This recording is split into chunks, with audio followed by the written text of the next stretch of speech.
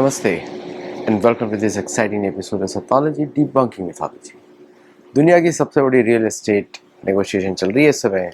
Alaska में अभी president Putin उतर चुके हैं, शायद आने वाले हैं। उनकी पहली टीम ऑलरेडी आ गई है और अमेरिकन राष्ट्रपति भी उधर ट्रैवल कर रहे हैं। बड़ी भयंकर टीम है। तो रशिया की तरफ से टीम है president Vladimir Putin, foreign minister Lavrov, defence minister Andrei Belousov, finance minister Anton Siluanov और special presidential envoy Kirill Dmitriev. और क्रेमलिन एड है यूरी उशकोव। ये रशियन टीम। प्रेसिडेंट ट्रंप की टीम है president Donald Trump, VP JD Vance, secretary of state Marco Rubio, treasury secretary Scott Bessent और special envoy Steve Witkoff. Now अब आप देखेंगे qualification. President Vladimir Putin आपको मालूम ही है कि कितने लंबे समय से प्रेसिडेंट है, बहुत एक्सपीरियंस इंटरनेशनल पॉलिटिक्स में, बहुत चीज़ देखी है उन्होंने। फॉरेन मिनिस्टर लावरोव जो है one of the best foreign ministers of the world लंबे समय से। डिफेंस मिनिस्टर आंद्रे बेलूसोव सब लोग जानते हैं, क्रेमलिन लॉयलिस्ट और amazing strategist for the Russian armed forces. Presidential envoy Kirill Dmitriev is the ear on the ground for international politics and domestic politics। अब Russia के लिए क्रेमलिन एड जो है यूरी उशकोव इज नोन फॉर ये वहाँ के हैं अजीत डोभाल। ओके, अब आते हैं ट्रम्प। अब आते हैं यूएस की टीम का। डोनाल्ड ट्रम्प सबके बारे सब लोग जानते हैं, उनको अभी प्रेसिडेंट बने हैं, पहले भी रह चुके हैं। जेडी वांस नए हैं इंटरनेशनल, और गुस्सा आना बहुत आता है, गुस्सा बहुत आता है। And we have seen how he reacted with, मतलब अनडिप्लोमेटिक हो जाते हैं, मतलब टिपिकल हिली बिली नेचर का आ गया जाता है। Marco Rubio is one of the very sensible guys और मतलब he was one of the biggest proponent of India US ties. तो वो sort of embarrassed with the how the US is treating India. Scott Bessent जो है Soros की team member के, George Soros, Alex Soros उनकी team member. पूरा Pakistani influence, पूरा का पूरा, बिकॉज एलेक्स सोरोस की वाइफ पाकिस्तानी है और दिस मैन वाज, इनका जो लड़का है, is involved in the Chinese और World Liberty Financial which is in Pakistan. ये टीम, वो 5 लोगों की टीम है और यहाँ पे 6 लोगों की टीम। रशिया की टीम 6 लोगों की है और अमेरिका की टीम 5 लोगों की है। अब इसका ये दुनिया की सबसे बड़ी रियल एस्टेट डील मुझे लग रही है, अलास्का एंड यूक्रेन दोनों की डील है। Something remarkable is being worked out, nobody knows what. अब कौन सा, अब रशिया के cards are to the chest, मैं अपने हिसाब से बोलूँगा क्योंकि दूसरों के व्यूज ऑलरेडी सबके होते हैं। रशिया का battle lines are very clear. Crimea और जो भी लैंड ऑक्यूपाई किया है, plus a buffer zone, plus guarantee for Ukraine not joining NATO, very clear. क्या उसमें नेगोशिएशन होगा? नहीं। रशिया ट्रस्ट करता है अमेरिका को? नहीं। अमेरिकन को क्या लगता है कि वो रशिया को दबा सकते हैं, जैसे कि उन्होंने क्या किया, भारत के ऊपर टैरिफ लगाए as a leverage so that Putin talks to America. Bharat के ऊपर सैंक्शन लगाया, भारत पे प्रेशर किया, और भारत के लोगों और भारत के जो ऑफिसर्स हैं उन्होंने काफ़ी, अगर आप देखेंगे ध्यान से, तो भारतीय ऑफिशियल्स ने काफ़ी डिफेंसिव रिप्लाईज दिए सारे। पीछे क्या चल रहा है किसी को पता नहीं, because there is lot of leverage. भारतीय जो फॉरेन ऑफिसर्स में, एक्सटर्नल बहुत लेवरेज है अमेरिकन का। उनके सारे बच्चे पढ़ रहे हैं अमेरिका में, किसी की जॉब खो जाएगी, किसी का डिपोर्ट कर दिया जाएगा, all that futuristic scenarios are there. और कुछ लोग अच्छी पोजीशंस पे भी एम्प्लॉयड है within the US profitable corporation, जिसमें आपको मालूम ही है all US corporations are funded by the government, major ones, उसमें गवर्नमेंट का स्टेक रहता है। तो lot of leverage with Indians. किसी को भी वहाँ मरोड़ी जा सकती है, किसी को पकड़ा जा सकता है. सो रेस्पॉन्स जो है ऑफिशियल लेवल पे इतना ज़्यादा स्ट्रॉन्ग नहीं हो सकता अनलेस कोई देशभक्त हो या जिसका कोई लेवरेज ही ना हो. एक्सेप्ट प्राइम मिनिस्टर मोदी, किसी का कोई, सबका लेवरेजेस है इनके पास. Who is not going to bend when आपके बच्चों का सिक्योरिटी इज़ अफेक्टेड. ये पेरिल्स है to be dependent on the US. और ऐसा लगता है कभी कभी कि भारतीय ऑफिशियल्स गिड़गिड़ाते हैं अमेरिकन के साथ जाके कि ये भी मत करो प्लीज़, इसको छोड़ दो, जिसको अमेरिकन लिखते हैं वीकनेस. तो उनको लगता है कि अमेरिका को, भारत को दबाया जा सकता है, लेवरेज है. तो भारत की बाह मरोड़ रहे हैं ताकि रशिया नेगोशिएट करे. उनको लग रहा है because they are doing it, that's why Russian president Putin is coming. That is exactly their thing. America इस यही सोच रहा है. इसलिए अमेरिका, भारत के ऊपर प्रेशर बढ़ते जा रहे हैं. नॉट ऑन चाइना, भारत के ऊपर. बिकॉज दे नो कि चाइनीज रिएक्ट नहीं करेंगे, बट भारतीयों के लिए इज ईजी टू रिएक्ट. उनको ऐसा लगता. और ये सारी स्ट्रैटेजी बना रहे हैं Pakistani are closely involved. Steve Witkoff और पाकिस्तानी आर क्लोजली इन्वॉल्व. और पाकिस्तान में भी doing some dirty games also behind the scene. You never know, उस डील में भी नेगेटिव डर्टी थिंग्स करें, क्योंकि Pakistan Ukraine connection is well known. तो Russian demands are very clear. Russian का कोई ट्रस्ट नहीं है अमेरिकन के ऊपर.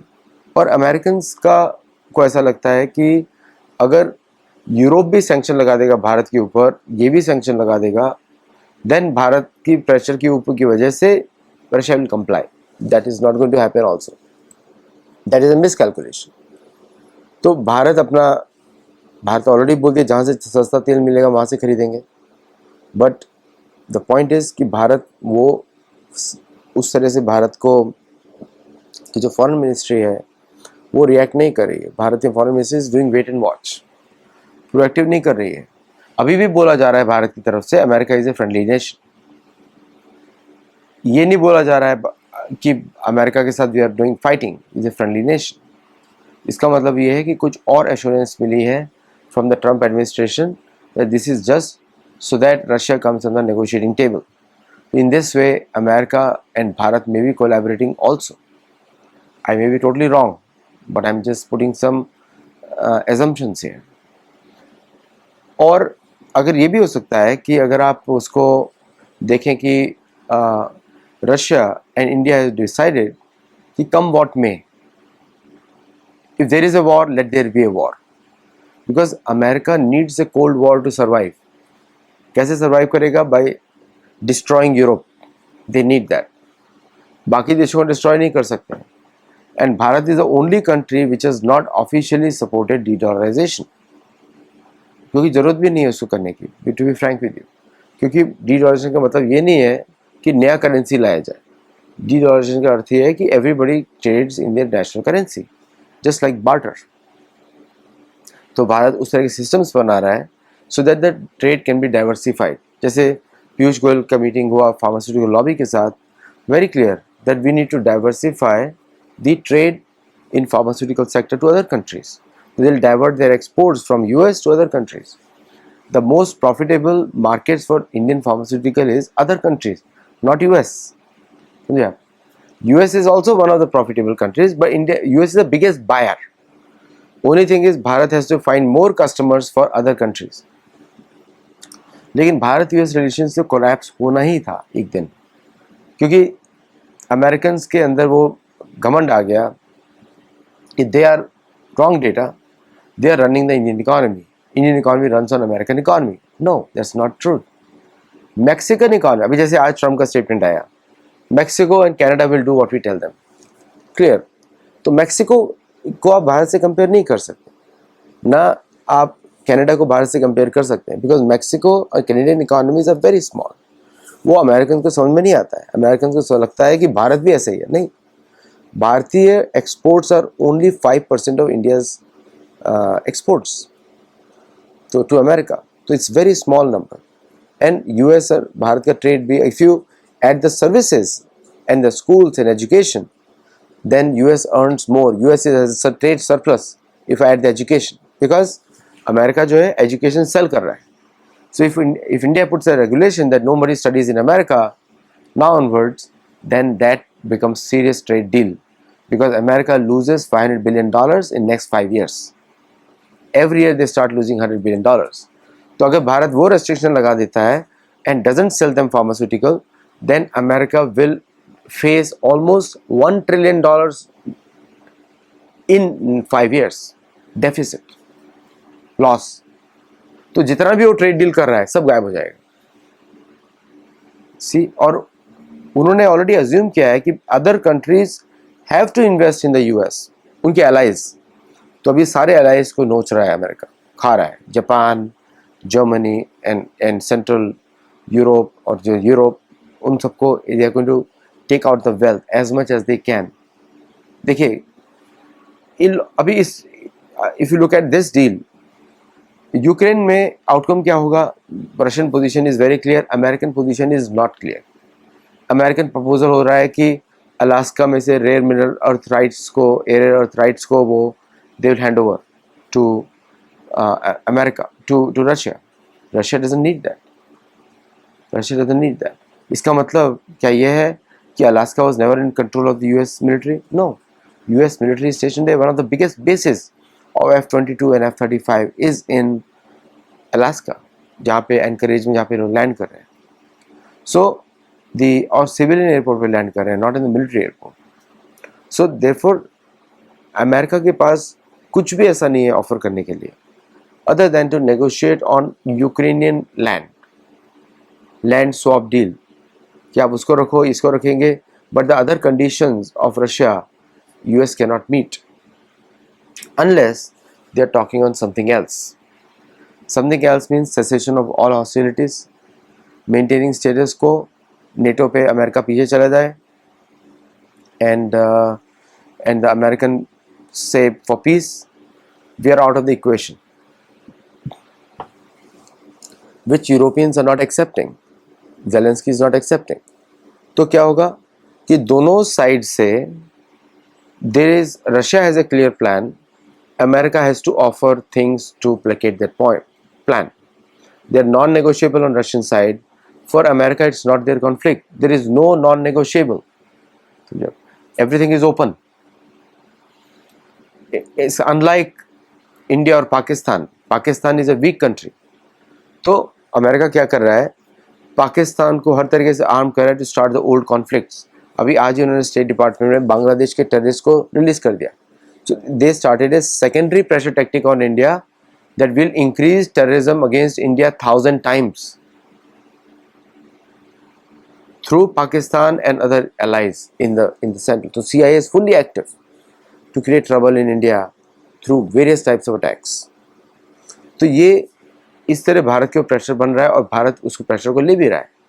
These things cannot be worked against Russia because Russia is too powerful state and they take decisive action. जड़ से हटा देते हैं, तो उसके नहीं ले सकते, बट भारत के अगेंस्ट ले रहा है. तो all these pressure tactics are increasing against India so that India can comply, and once India complies then Russia के साथ डील हो सकती है.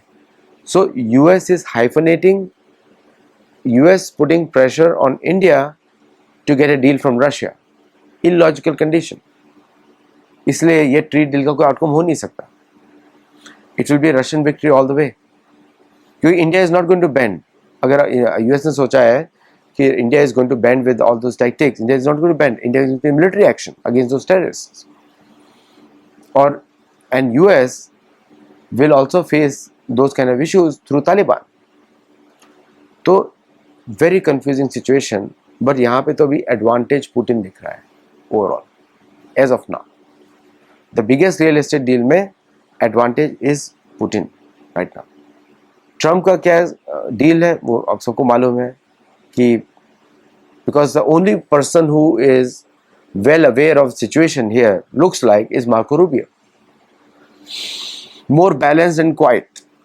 और दूसरा जो डीप स्टेट है इज देयर, स्कॉट बेसेंट. उसको तो पीस नहीं चाहिए, उसको तो पुतिन गायब करना है. डीप स्टेट का सबसे बड़ा खतरा पुतिन है. डीप स्टेट भारत में तो इन्वॉल्व है लेकिन रशिया में नहीं है, मतलब British deep state, American deep state. तो deep state itself is going to talk to Putin. आप देख ही रहे हैं स्कॉट बेसेंट के कमेंट्स, और स्कॉट बेसेंट किस तरह भारत की बात कर रहा है, इंक्रीजिंग द टैरिफ, ये वो, जैसे कि उनका बैकग्राउंड क्या है.